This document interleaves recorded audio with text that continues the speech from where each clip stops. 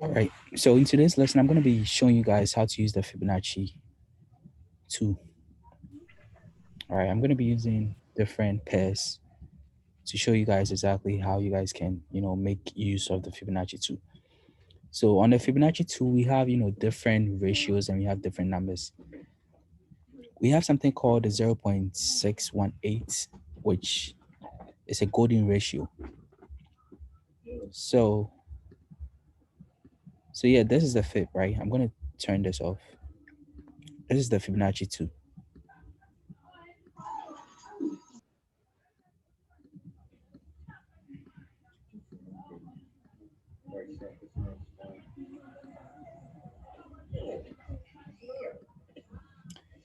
So right on this level, this, right, the 0.618, it's called a golden ratio. So meaning anytime that, you have price going up, right, up like this, and then you have price coming down, you want to like measure exactly where. Wait, can you guys hear me? Yeah, yeah. Okay.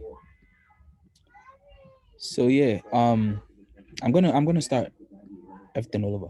So this is the Fibonacci 2, right? On the 0.618, this one right here is the golden ratio, right? Meaning price is more likely to reverse at this point, right? If you have price coming down to the 0.618, price is more likely to what? Reverse at the 0.618. And then usually what happens is that we use the Fibonacci tool to measure swing points, right? So you can be using the Fibonacci tool to measure any type of retracement, right? The retracement has to be a swing point. So if price move from this swing low to this swing high, right? This is basically um a lower low to a lower high. Sorry, this is a low to a high high, and then this is a retracement, which is gonna be the high low, and then price is gonna go back up, right? From this side to this side is also a swing point, right? So a swing point is basically the impulsive move, right? Impulsive move, and then the swing low is gonna be the retracement. So if price moves up like this, right? This massive impulse move, and then price is coming down. Sometimes we don't really have, a resistance or a support level at this region to, tell ourselves that at this region price is more likely to go up, right? But then if you have the Fibonacci tool, you can basically use your Fibonacci tool to measure this retracement, right? And then people don't really know how to use the Fibonacci tool. So I'm going to be showing you guys. Anytime you want to measure a retracement, right? I'm going to use examples. So the market went up, right? This is an uptrend. And then the market is reversing, right? What you do is you start from this low, this swing low to this swing point, right? Because you want to measure the retracement, this retracement, right? You don't do this, you don't start from this side to this side. You only do this if the market is in a downtrend, right? If the market is coming down and then the market is retracing up, that is when you start from this high to this low to measure what? The retracement. So if market goes up like this, right? Market goes up like this and then market is retracing. I'm trying to find exactly where market is more likely to, right? This is a possibility or a prediction. It doesn't mean market will get to the 0.618 and then you see market going up. No, market can even break and then go down, but you just want to measure the retracement. And then usually what happens on a retracement is most of the time when price gets to the retracement, you see, wicks, candlestick wicks and all sorts of things like that.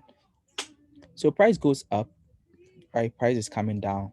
I take my Fibonacci to this from this swing low to this swing high. And then all I need to do is take my horizontal line and place it right here and then take this off.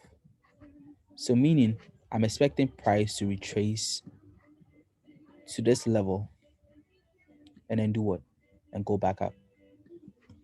Most of the time, price can retrace to the 50%, which is the zero point 0.5, right? Which is this. and then go back up. But usually we use the 0.618 because this is the golden ratio. And then we also have something called the optimal trade entry. So with the optimal trade entry, what happens is that sometimes price doesn't exactly retrace to the 0.618, but price retrace in between the 618 and then the 786. This one, the 0.786, and then the 0.618. Price retrace in between. So with the optimal trade entry, it's kind of like a sniper entry, right? So this is going to be your entry. It's going to be in between the 0.618 and then the 0.7, the 0.786, which is this, and then this. And then you expect price to do what? To go back up. Now I'm going to be showing you, examples of these type of retracement, right? So price, basically what happened at this region is we had a strong resistance probably on top of this place, right? And then price shut down. Now, since I have a strong resistance at this side, meaning price is going to do what? It's going to drop. That is for a fact that price is going to drop. And if price is going to drop, price has already made this impulse move, right, to this downside. And now price is doing what? Price is retracing. What I want to do is I want to measure exactly where this is what retracing to, and then I get in for my what? I mean for re-entry. Because basically what happens is that anytime we don't want to be trading, sometimes we don't exactly know if price will, go down or price will break this level. But once we have this impulsive move, we want to wait for something called what? A retracement. Because if you guys actually trade with a trend goes up like this, retrace, goes back up. This is your what? Your support. So you wait for price to retrace to this side and then you take your entry. You don't take your entry at this level, right? Because price will retrace. This is when you guys have big drawdowns because you don't wait for that retracement. You just want to get in because you think price is going up. Wait for that retracement to your support level, right? You should be trading on levels. You should be trading when price hit certain things, right? You can't be trading in the middle of nowhere, which is going to be like this side, right? You don't have any support, you don't have any resistance, and then you buy, you sell, and then price goes against you, right? You should be trading on levels. Once price breaks this, price is going to go down. Once price breaks this, price is going to retest this and go back up, right? This is what you need to be doing because once you do this, you have what? Confirmation. But if you trade in the middle of this side, and I don't know, there's nothing telling you that price is going to go down or go up. You don't have any confirmation. So back to the Fibonacci, right? Price hit this support region and price is going down.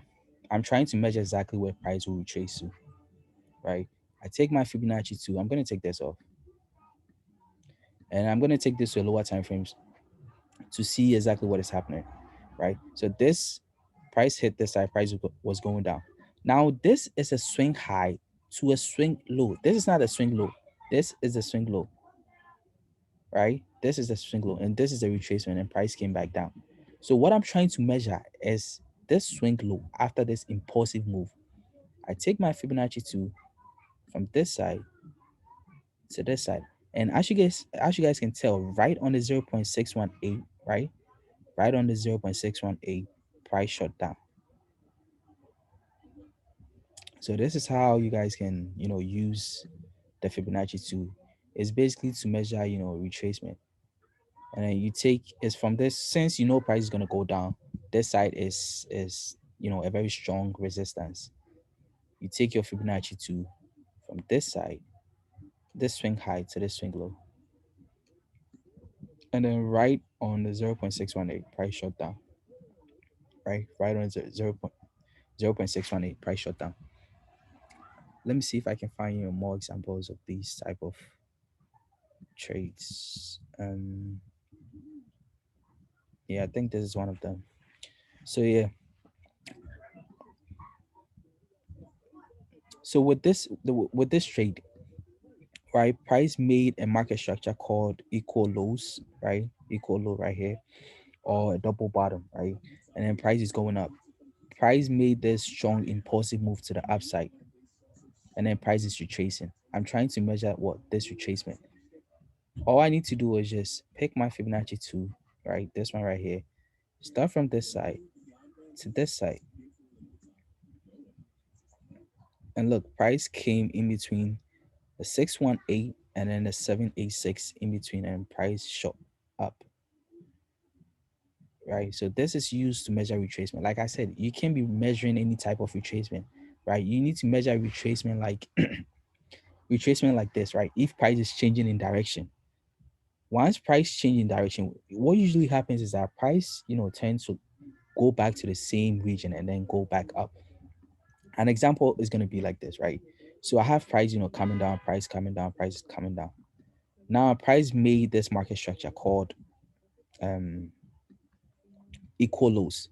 So once price makes this structure, meaning price is more likely to break this resistance level that I have right here, right? So since I know for a fact that price is more likely to break this, right? And even you can tell based on how price moved to this region. Look at this candlestick, right? A very strong impulsive candlestick. So meaning prices, we have more buyers getting into the market. So this zone or this region is more likely to get broken. So once price moves up like this, you want to measure that retracement. You take your fib, right, from this side, this swing low, to the swing high. And as you can see, price came in between the 0.618 and then the 786, and then price shot back up. And your take profit is always going to be this one, the zero, I think negative 0.382. This one right here. Right, let's see if you can find more examples with different pairs.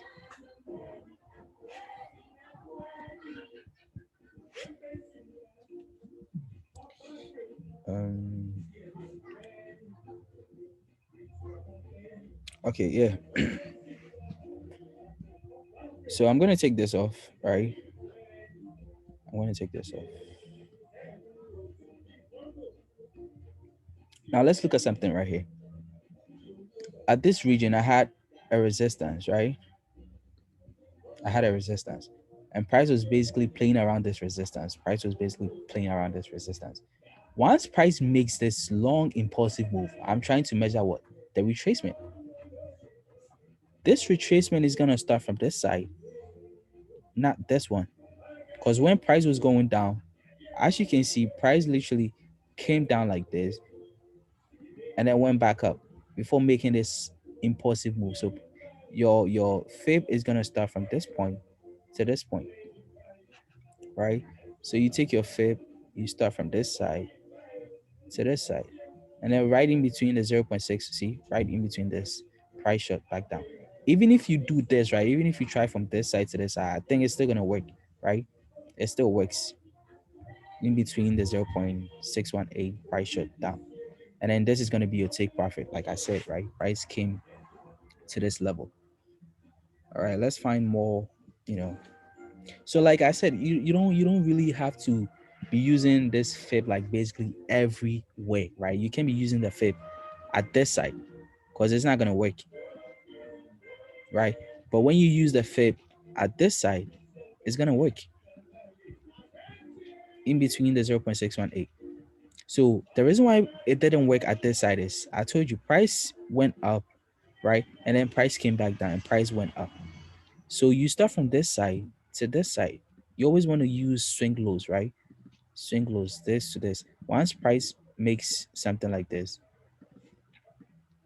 side to this side, it's not valid anymore, right? It's invalid. You have to use this to this. All right, let me see if we have more pairs around this side.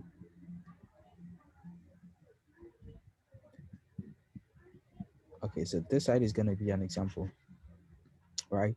Right on this side, I had a very strong support level, right? So basically, let me restart everything. All right. So yeah,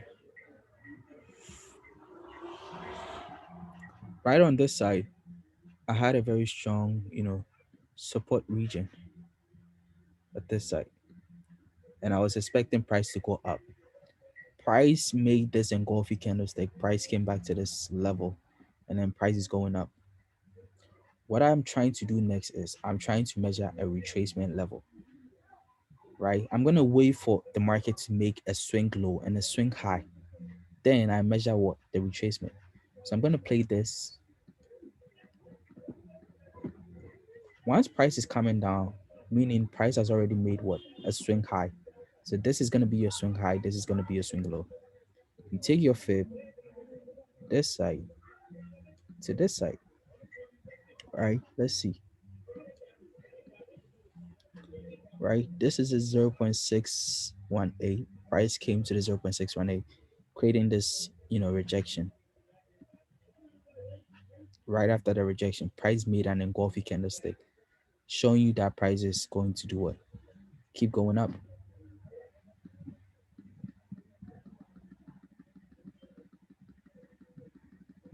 And the price went up, right? This is your take profit. Get hit.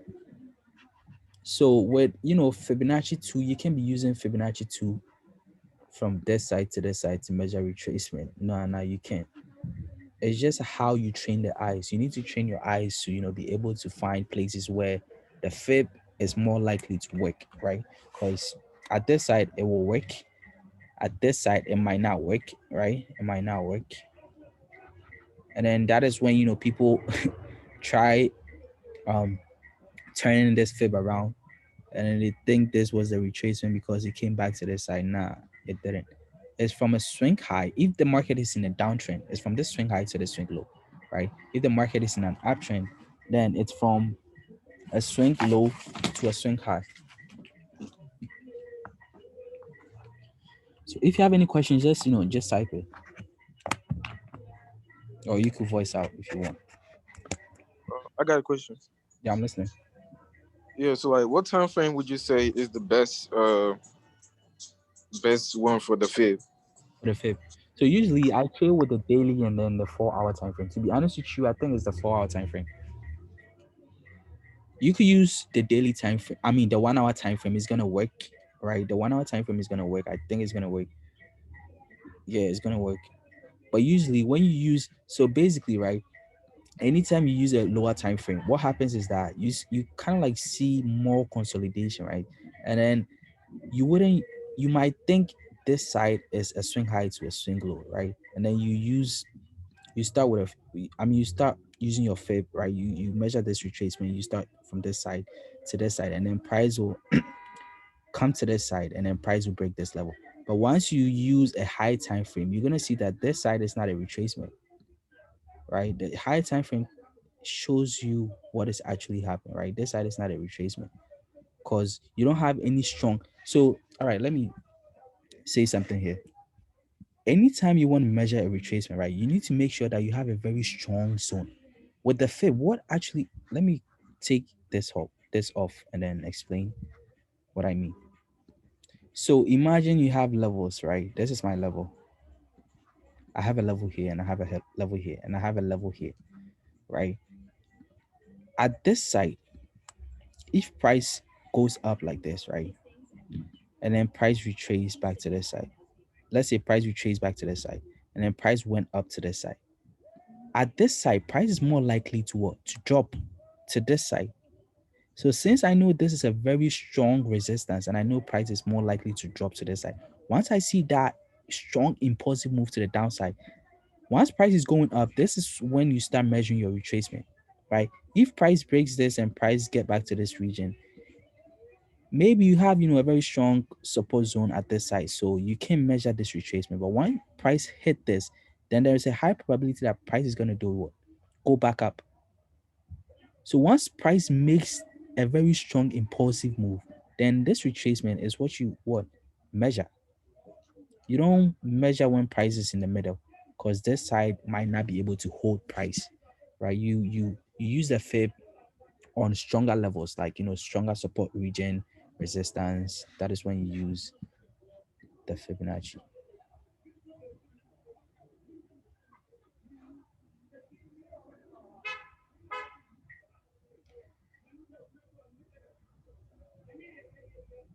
So whoever was talking about the demand and supply, to be honest with you, I don't really use the fib, right? I don't use the fib to trade. I'm just showing you guys, people that want to learn how to use the Fibonacci too. So if you have like a demand structure, let me turn this back on. Right? If I had a demand structure, let me see if I can find an example of a demand structure. Um, right. So if I had a demand structure, right, an example is going to be this side. So I take my Fibonacci to measure this retracement right on the 61. It went up, right? Take my Fib, measure this retracement right in between the 0.618. But if I was using supply and demand, right? If I was using supply and demand, then this retracement is not going to be my entry, right? This retracement is not going to be my entry. If I was using supply and demand, what I'm going to do is I'm going to take this to a lower time frame. And then once I'm on the lower time frame, I do this, right? This is what I'm going to do. So this is my what? My demand region. So once price comes down, if I was using the fib, then this is going to be my entry because it's going to be in between. It's going to be in between the 7 and then the 6, right? Once I measure this swing high and then this swing low, it's going to be in between the 6. So let's say this was my entry, my stop loss was here, right? This is going to be in profit. But if I was using supply and demand, then this is going to be my entry. This sniper entry right here, right? This is going to be my entry. So I'm going to have a buy limit. Once price hit my buy limit, price is going to go into my direction. And then I'm going to make this is going to be my what? My risk, 17 pips. And then my reward is going to be like 200. But if I was using the fib, this is going to be my entry. Once price comes down, then you get scared, you close, you know, you close your trade. But once you understand the concepts of demand and supply, you know that this might go up, right? But if price should hit this, then there's a higher probability or a high chance that price is more likely to go up. This is also a supply region, right? This this region is also a supply region. That was basically why when price hit this level, price went up. Right? This side was a supply region. And then some supplies, let me see. Basically, supply and demand is like it's everywhere. You can use high time frames to find an example is gonna be this one, right? This was a supply region. So I took this trade. My entry was here, right? This was my entry. And then you wouldn't really understand this if you don't, have any idea about what supply and demand is, right? Price literally tapped into my level and then price went back up. So one thing that I really like about supply and demand is that this is what you risk, right? You risk one and then your reward is three. So if I'm risking this 15 pips, if I'm risking 20 pips, my reward is going to be what? 60. And this is not even 60. This is like 300 and something pips, right? You risk this to get this. So imagine I lose 5 times of this, right? Just this one trade is going to, build my account.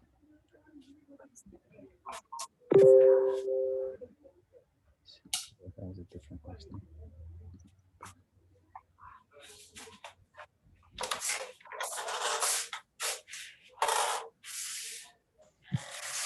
Yeah, that's true. Demand and supply is really crazy. Once you, so it's like people learn about supply and demand, right? But they don't really know exactly where the demand and supply is, right?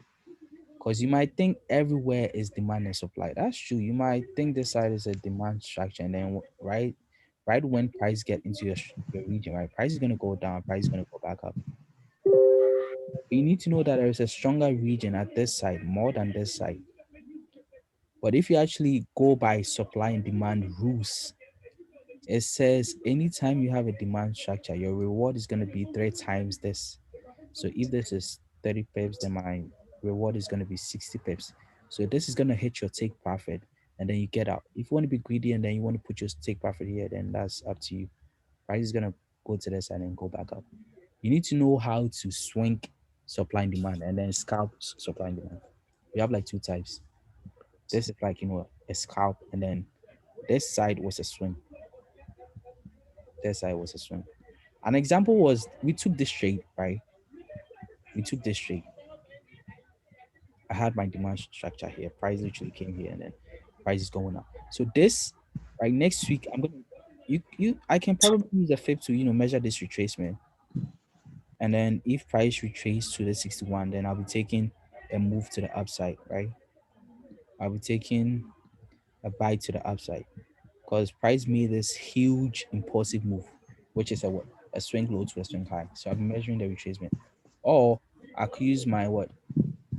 My supply and demand to measure where price will retrace to, and then I'll be taking my entries, right? I'll be taking my entries to the side.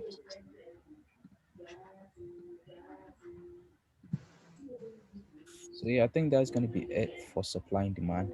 And then yeah, I called this trade out. I use basic price action, right? So this side is my resistance, right? This resistance got broken. Price is currently retesting this resistance. So on Monday or on Sunday, I'm expecting. So what actually happens is that when market opens, we have crazy jumps and spikes. So price might probably go up before coming down, but I'm expecting this to drop. Right? I'm expecting this to drop. And then what else? So yeah, this is also in profit, right? This was a demand. Now this was actually a supply structure, right? So price literally tapped into the supply structure and the price is going down. I use price action too, right? One, two, three. I have my trend line. I have one, two. This is the third touch. Once I see this rejection, then I knew price was gonna go down. I know that for a fact that people close this, but I'm still holding mine because I know that price is literally gonna go all the way to this side, right? Because at this side we have something called insufficient price action, right? Meaning this side needs to get filled. So price is literally gonna keep coming down, keep coming down. I'm not sure if price is gonna drop and pass this level, but I know price is gonna keep coming down. So actually, this is my take profit. And what else?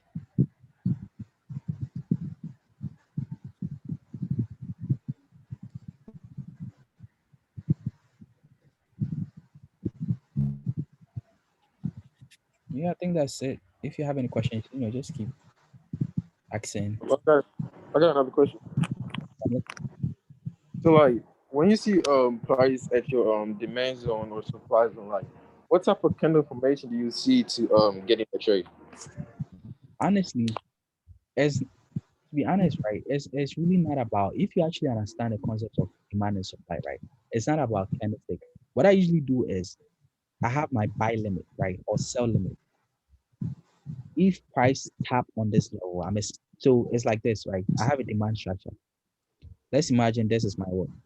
Demand structure, and I'm expecting price to go up when price hit this level. I'm expecting price to go up.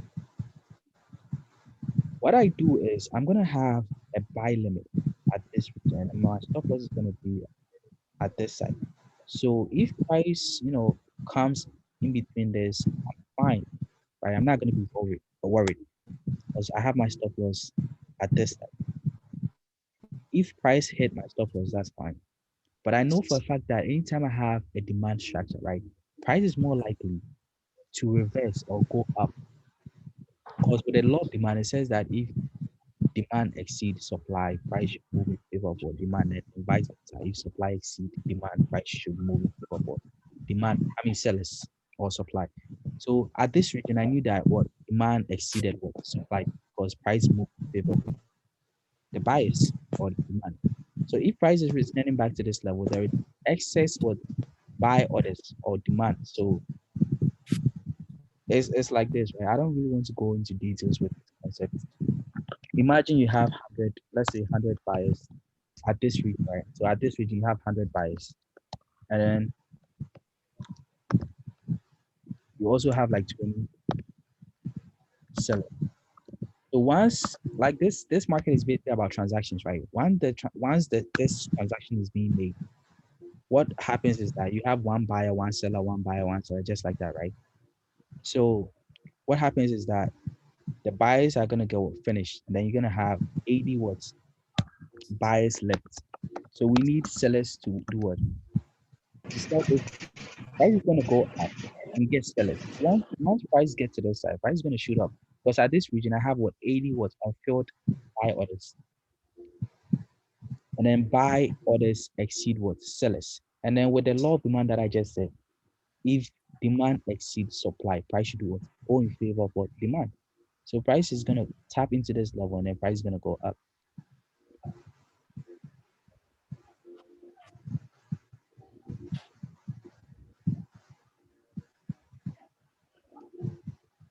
So with a wyckoff, yeah, I used to use it. I don't really use it like draw these things. I don't like I know what wyckoff is, right? But I don't really let me see.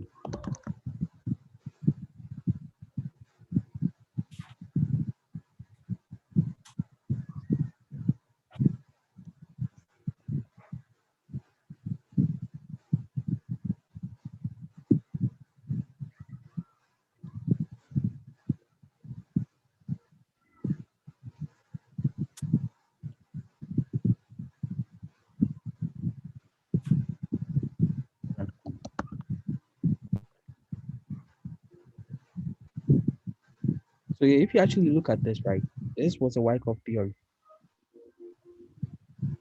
This one, right? I made this prediction. I was expecting price to go up based on this wyckoff theory.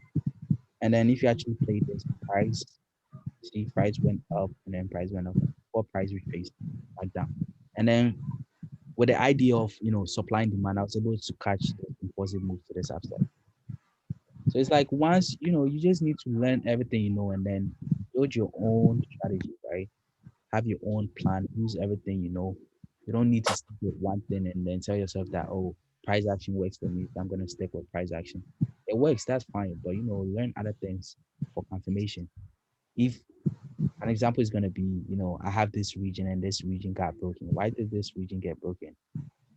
If you only trade with support and resistance, you might get confused and you wouldn't understand why price broke this level.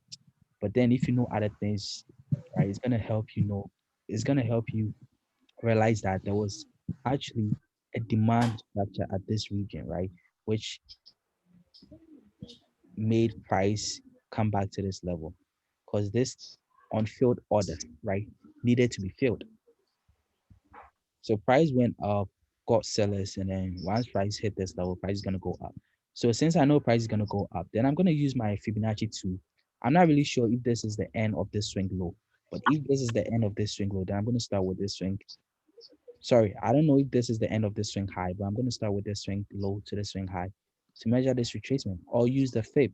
Or use supply and demand to know exactly where price is gonna retrace to. Then I take my buy trade to the upside.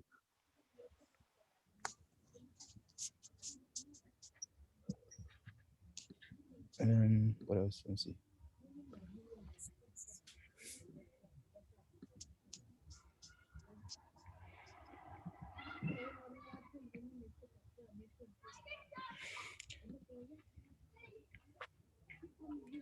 So yeah, at this side, right? This is retracing. This is retracing. So it looks like price is gonna retrace to this demand structure and supply structure and then price will go down. But I'm not sure what price is gonna do. I'm just gonna wait to see what price does if I take my entry.